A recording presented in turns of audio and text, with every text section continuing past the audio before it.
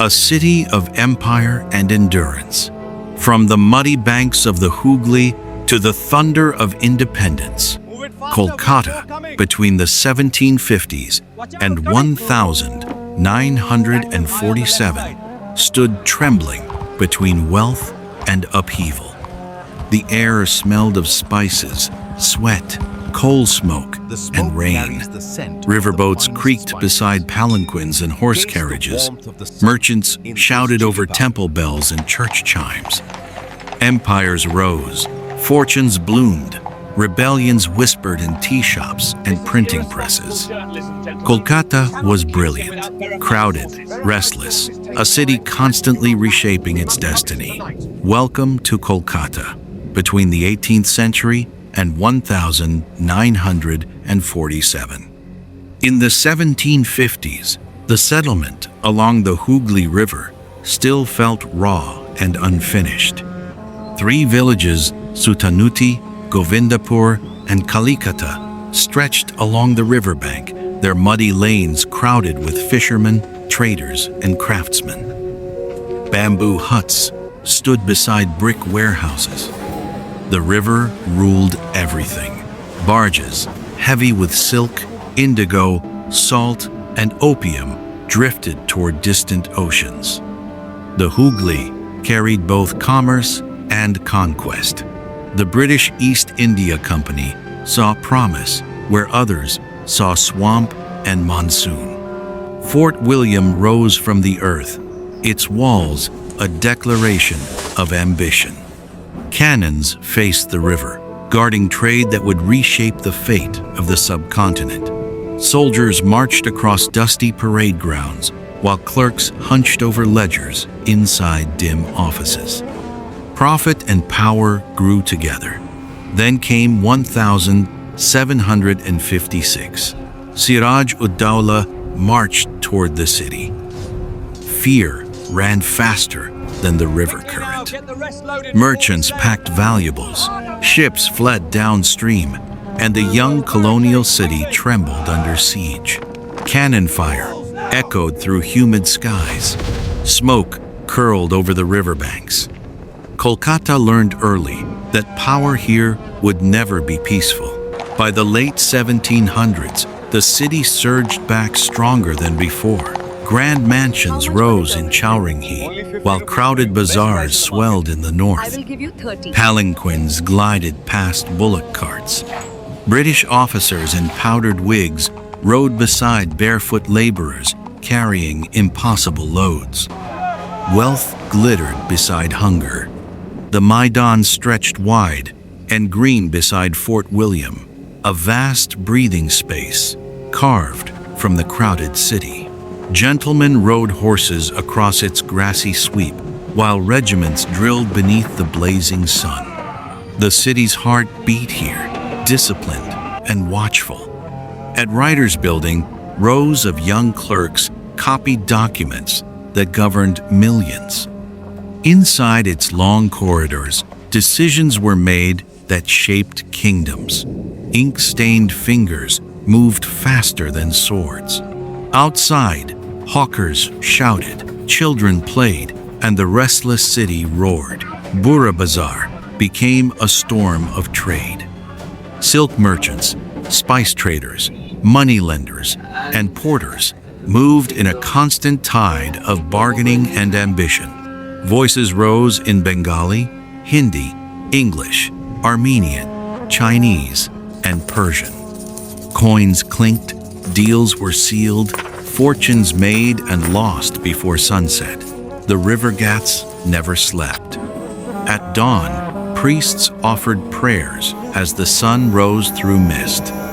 By noon, coolies unloaded cargo beneath relentless heat. At dusk, lamps flickered along the steps as the city washed away the day's dust and sweat. By the early 1800s, Kolkata had become the capital of British India. Power radiated from its colonial avenues. Marble columns and neoclassical facades appeared across the skyline. Government House rose like a European palace in tropical light. Wide avenues attempted to impose order upon the city's chaos. Yet, Kolkata was never just a city of empire. It was a city of ideas. Inside dimly lit rooms, scholars debated philosophy, science, and freedom. Printing presses clattered late into the night. Newspapers spread new thoughts faster than the monsoon winds. Coffee houses filled with poets, reformers, and dreamers who questioned old traditions and foreign rule alike. The Bengal Renaissance began quietly, a revolution of minds. Schools opened. Literature flourished. Music and theater filled the evenings. Reformers challenged social customs, while writers imagined new futures. The city pulsed with intellectual electricity. By mid-century, the railways arrived. Steam engines shrieked across the plains, tying Kolkata to distant cities and villages. Coal smoke darkened the sky. Factories rose beside canals. Jute mills thundered day and night. Workers poured into the city seeking wages and hope. But prosperity carried a shadow. Thousands lived crammed into narrow lanes where sunlight rarely touched the ground. Disease spread quickly in crowded quarters. Cholera, plague, and fever haunted the monsoon months. Wealth and suffering stood side by side, inseparable. Horse-drawn trams rattled along busy streets. Street vendors balanced baskets of fruit and sweets. Rickshaw pullers strained through heat and rain. Every lane pulsed with motion. Every corner held a story. Then came the early 1900s, and with them, the rising tide of nationalism. Students gathered in secret meetings. Pamphlets spread through college halls. Songs of freedom echoed in quiet courtyards. Protest marches filled the streets. British authority began to feel fragile in the very city that once symbolized its strength. In 1905, the partition of Bengal ignited anger like wildfire. Shops closed in protest. Foreign cloth burned in public squares. Voices demanded self-rule.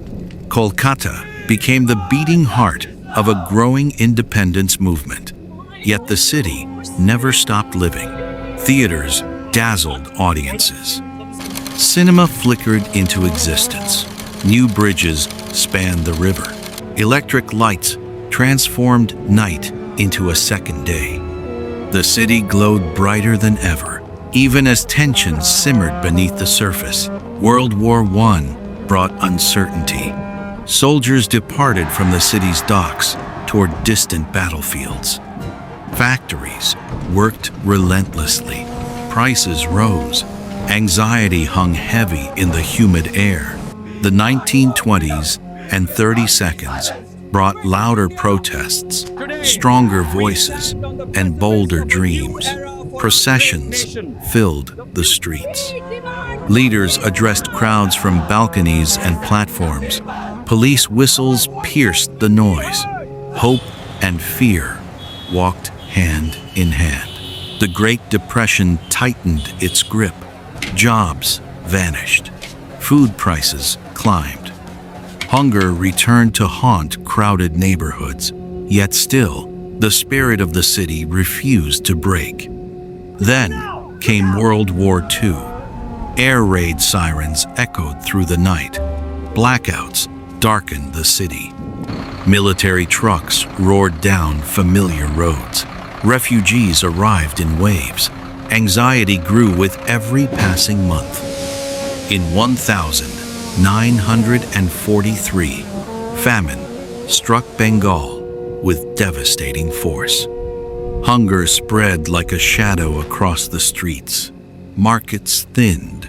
Faces grew gaunt. The city struggled to carry the weight of unimaginable loss. And yet, even in darkness, The dream of freedom burned brighter than ever. By the mid-1940s, the streets surged again with rallies, speeches, and hope. Crowds gathered beneath flags and slogans. The air vibrated with expectation. The long struggle was nearing its end. In 1947, independence finally arrived. Joy and uncertainty filled the same breath. Fireworks lit the night sky, while the city prepared for a future of its own making. Kolkata had changed forever, from muddy villages to imperial capital, from colonial power to the dawn of freedom. The city had endured war, wealth, hunger, art, revolution, and transformation. Kolkata between the 1750s and 1947 was not merely a city. It was a stage where history moved, struggled, and awakened. A city of resilience, a city of voices, a city forever alive.